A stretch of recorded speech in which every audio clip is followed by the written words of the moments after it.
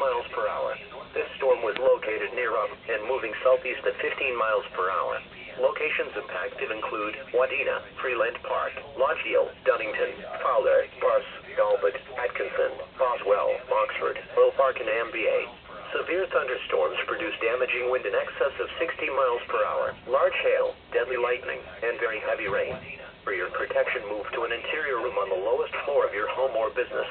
Heavy rains flood roads quickly, so do not drive into areas where water covers the road. This storm has exhibited some weak rotation. Tornadoes can develop quickly from severe thunderstorms. Although one is not immediately likely, if a tornado is spotted, act quickly and move to a place of safety inside a sturdy structure, such as a basement or small interior room. This storm has exhibited some weak rotation.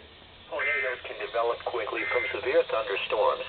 Although one is not immediately likely, if a tornado is spotted, act quickly and move to a place of safety inside a sturdy structure, such as a basement or small interior room.